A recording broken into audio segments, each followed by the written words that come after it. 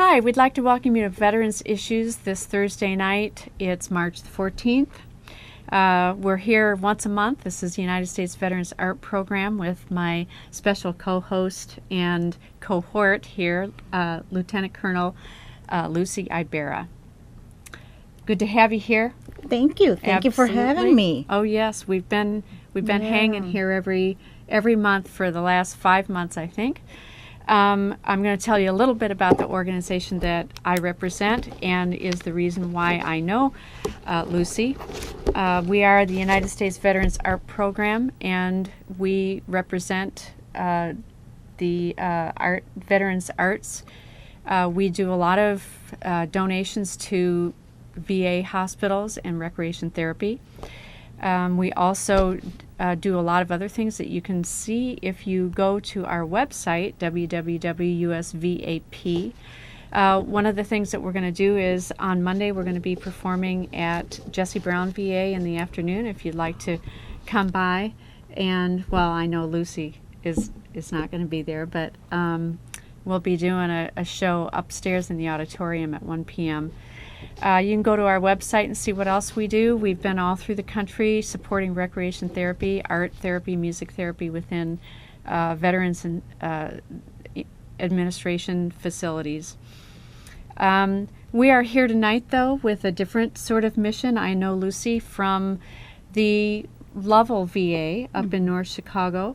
There's a physician up there who runs a program called the Expressive Arts Program. And we know him because we support veterans in the art program. You don't have to be an artist. And Lucy was part of his group. Lucy is part of his group. So we got to know each other and decided that we had a common interest in a very important subject that we will use by the acronym MST, which is military sexual trauma. It's part of the overall diagnosis of PTSD, which I think most people know what that means. And Lucy is a very unique person because she used to be the, well, you tell them what you used to be when you were on active duty, which was like yesterday. Yeah, I was the Deployed Sexual Assault Response Coordinator, but also as a full-time DAC, Department of the Army civilian. When I was assigned in Puerto Rico, I was an ADCO, Alcohol and Drug Control Officer, doing a lot of drug testings, a lot of, and it starts with very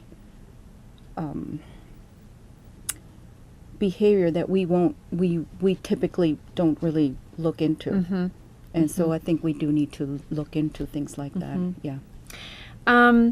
Lucy's been all over. We're going to show some pictures of where she's been because she's been a lot more places than I have been. She also outranks me. It's been a while since I've been in. But we're going to show you a couple pictures and why is this significant in that we've all had this experience with military sexual trauma, whether we were victims, whether we were perpetrators, whether we were witnesses, or whether we are people who need to be educated and have either accepted that education or maybe weren't quite paying attention. So it's not a gender issue. We're not here to point fingers, male bash, accuse.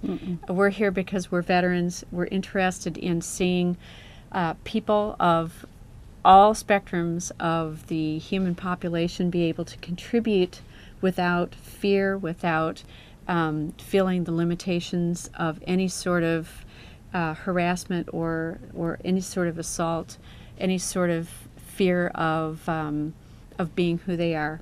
And the bottom line is that you want to be able to contribute. Absolutely. So we're going to show you a couple of pictures of Lucy in action just because it's interesting. But this is our website information first. This is also a live hotline show. And we'd love for you to give us a call. You see the number on your screen. It's 312-738-1060. And this is a show where we would like to have your input. We would like to have your questions. We have a lot of information that we feel would be appropriate for someone who's looking for information on therapeutic measures for either MST, PTSD, people who are looking to the VA for any type of other medical treatment. Doesn't have to be related to any of those. But this is just interesting stuff. You can see, obviously, that's Lucy. I mean, can't you see that? Yes. And for anybody who's been to Iraq would probably recognize that that is Saddam Hussein's palace. Or for military terms, we call it USFI, headquarters. U.S. Special Forces. U.S. Forces, Iraq. And that's just huge. That's just one part. Oh, my. There's many other palaces, smaller scale. Wow. For his family or his daughters, I think that's what it was. And that's sort of like a moat. It's surrounded by water. And so the other smaller palaces is where the generals stay. Oh, I see. So he's got all of his necessary protection close by. So this is Lt Colonel Lucila Ibarra in Iraq, and this is her standing in front of a We call them T-walls. T-walls, and I love animals, and I really respect that, and I really appreciate that the military is doing so much for our military dogs, our working military dogs. And so that is the vet clinic. So I decided to take a picture in front of the clinic there at Joint Base Balad in Iraq. Well, what are the dogs doing over there? They're not therapeutic dogs. They're sniffing. Oh yeah, they're dogs? EOD. They're many types of specialist dogs. Yeah. And here's you on a C-130 with all your stuff strapped down. Yep, I'm in full battle rattle, going on my R&R, my first R&R. And that's how we fly first class. Wow. That's... Yeah. And so we had to make room there. Apparently 4 little Jeeps had to also travel with us. And then there's a working dog also there, but can't see it in that picture, but I did. It looks like you'd be more comfortable sitting in the Jeep. Either way. Here's Baghdad University Drive. Yeah. That's in... Did we call it that, or is that what it was already called? I'm not sure. I think they just kind of put a lot of names to make it easier for getting from one place to another. Oh yeah, because it's a big base, and there's like there's several different sections. Oh, here you got to talk about this one. Oh my gosh, that's the that is like the main floor of the Saddam Hussein's palace. That's the main floor where we have our USFI headquarters. That's where the headquarters was at. And it's a lot of ceremonies take place there. For instance, the for those service members that become U.S. citizens, they did a nice ceremony there. Yeah. I wish I could show, and of course when I looked at this picture, but there's actually a man walking on the other side of this pillar, which if you could see it, it would give you an idea of how huge this pillar really is. And of course the flag as well. And I'm short. Well, I'm very short. Yeah. Yeah, but everything else is huge. Yes. So it just makes you look even shorter. Small. We don't use short. We'd use the word small. Smaller. Because actually, as a person of short stature, I think that you made a lot of impression when you were in the service. I saw a lot of things as a game. As a game's like, y'all are testing me, trying to make sure or see if I can do it or not.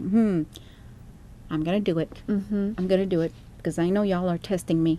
So that's how I saw things as a game. So I didn't realize that a lot of wasn't quite what I thought. Yeah. Well, as a lieutenant colonel and as someone who's supposed to be investigating military sexual trauma, Were there other officers that were of similar rank in the similar role as you, or were you basically you're it? There were others, but each command, that it was one assigned for each command. So that's how we try to work together and network and draw upon to come up with many ways to kind of spread the message and to do better and to bring awareness and to also take for leadership accountability. But that's drawing in our JAGs and the leadership and in all our colleagues, our fellow colleagues, yeah. And what do you think the result was from that? Not sure. Not sure. How do we measure success? Is it because of the lower rates? Do we measure that, or is that is that a misconception? Do we applaud the low numbers, or do we applaud the high numbers because the message is getting out there? What do we really measure? And I don't think we really got it. I don't think we really got it. We have so much work to do, and it's not just putting more lights in the telephone boxes and telephone boxes. Yeah. Lights in the telephone boxes. Oh, more lights in limited visibility so areas. Lighting things up so that we're not at risk when we walk in the dark. Whistles, whistles that the females wear the whistles. Again, we're blaming the victim. We're blaming the victim, and it is so much more than just that, and we're not getting it. Because we're so busy and we're limited. Leaders are also required to have a very certain, okay, within this time frame, you will accomplish these milestones. And so, and we have to delegate. So I understand because I've been there, and I have to work together, and I have to also be diplomatic in, well, we are trying, we are making an effort, and here's many people we train and this and that, but the first ones that are not there, and we hear it over and over, and that's in the harassment, because I was the equal opportunity advisor as well. That's where we receive not formal, informal. And just by me in the dining facility, where I ask, how are you? And tell me. So you mean you have like a grassroots approach where you sort of go amidst the folk and sort of feel things out. And just hear the chatter. Just hear the chatter, and it's very important chatter. Well, if you have some chatter to call in and talk to us about, that number is on your screen, 312-738-1060, and either argue with us, agree with us, or tell us what your opinion is. If you are a veteran and you are being discharged from the military and you are registering for a VA facility to be associated with them as for health care, you will go through a screening where they ask you whether, it doesn't matter if you're male or female, if you have been a victim of military sexual trauma. And if you have not been asked this question before, I'm hoping that they will define what actually is military sexual trauma. When I first heard this term, which was a couple years ago, because when I was in, we just called it sexual harassment. We didn't even call it that. Yeah, it was a big thing. In 1978, I had a case for sexual harassment. And I'd never heard that term before either, and I thought I was pretty smart. Then I started seeing this acronym for military sexual trauma, and I assumed, because trauma generally implies to me some sort of physical injury, that it only applied to a physical assault. But actually the trauma part of it is exactly like PTSD, where the trauma is a lingering effect that's actually very disabling of an emotional situation that continues to be of a troubling enough nature that it limits your functioning. I slipped through the cracks, and I want to say that now. I didn't know that then for 30 years because I didn't recognize, neither did anybody else. And with mine, it's like I was applauded. I was showing some signs, some symptoms that are not typical of what we would think as PTSD and someone who's troubled. I ran like 18 miles a day. I was addicted to running, not because I was addicted to running, because I needed to get away from the guys. Because Wow. everyone was harassing me, and where are you, and who, and how come you don't have a boyfriend? And I will talk later more about my first encounter, my first experience. Your first experience with military sexual trauma as someone who is a survivor of that. Okay. One of many. One of many. One of many. And where do I start? And which one do I recall? And where, and at what point, and where was I? Well, I have to start from the beginning. Day one, when I joined the military.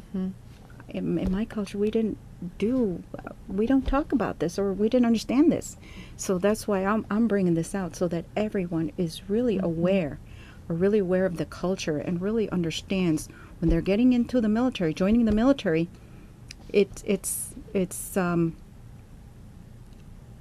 There's going to be a side that's going to be very politically correct, very diplomatic, very pro. And then there's others that are going to be very anti. But what I like to be is reality. The reality is people do harass one another.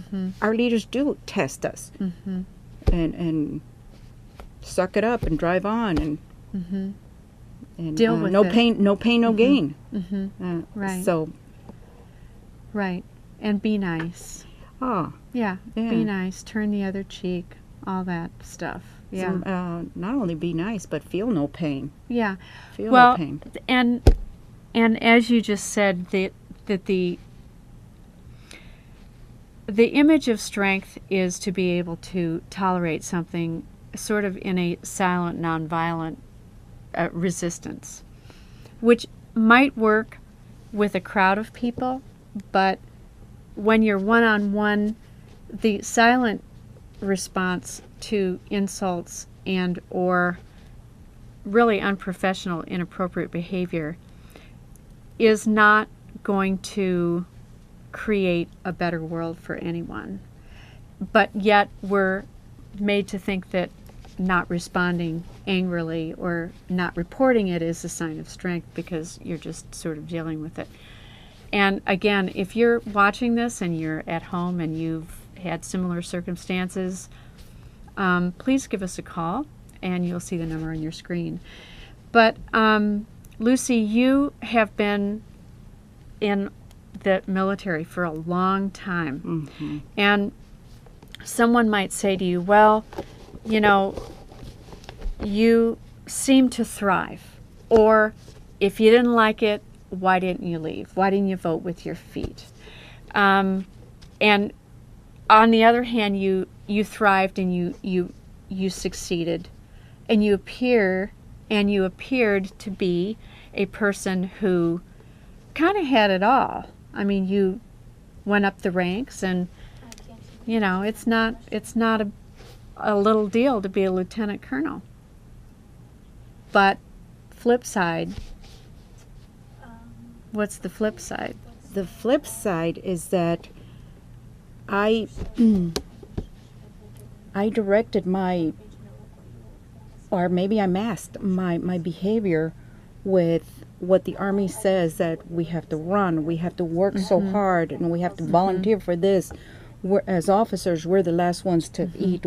We have to take care of our soldiers first. Right. So they come first. So I was being an extreme workaholic.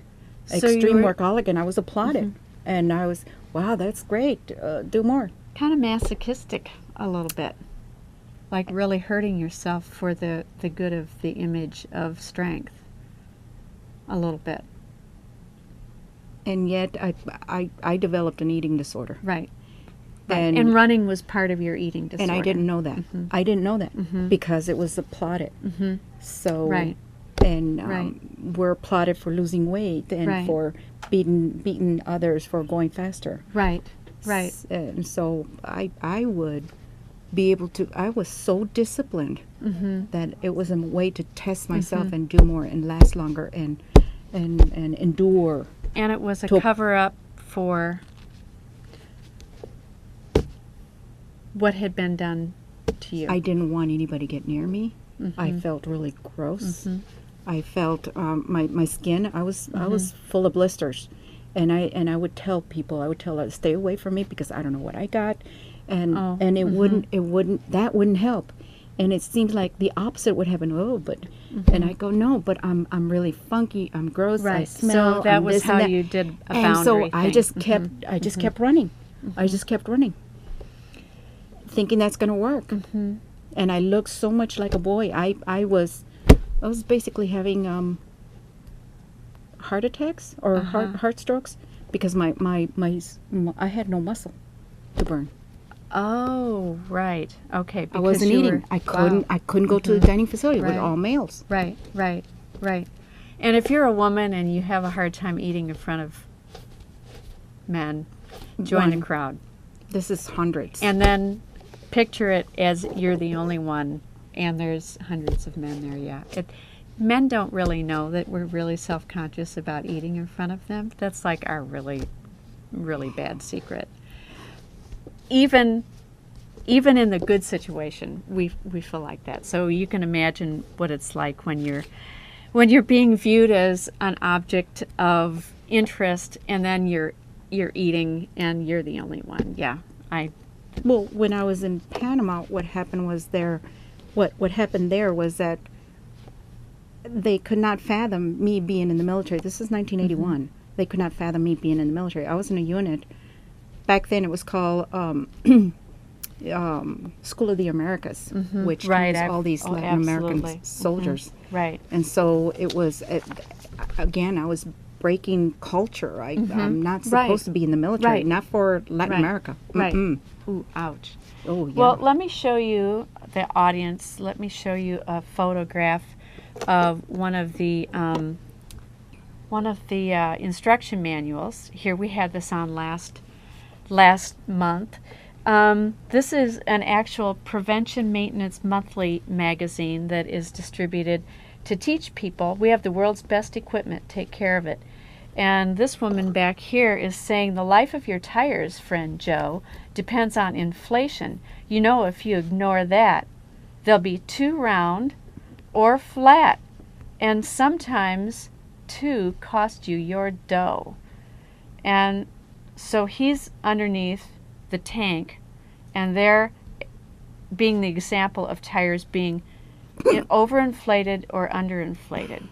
Now, you know, it's a small thing. It's all small things, and then there's big things. But it starts out as small things, and sometimes I think all we can do is talk about the small things, because the big things are beyond even talking about anymore. Sometimes all we can do is talk about the small things, and that's the power that we have as people, and as just free speech in this country, is that we can talk about the small things. That's what we're doing on CANTV today. That's what we're doing with Lt Colonel Lucila Ibarra. That's what we're doing on veterans issues, is we're talking about the small things. And we'd like you to come back next month with us on, let's see, that's April. Well, it might even be May. And tune into Veterans Issues every Thursday. This is Carol Williams and Lucy Ibarra. I'm sorry. Lieutenant Colonel, who's absolutely, we're thrilled to have you here this week. And we will be back. We'll be back every month, because that's what we are all about, and that's what we're talking about. And we never get enough time to talk about it. No, and especially with the new Secretary of Defense, we need to kind of bring the new Secretary of Defense, Chuck Hagel, up to date. He'll be here next month, too. We wish. Thank you. This is United States Arts Program, Veterans Arts Program. We'll see you next time. Thank you. Bye.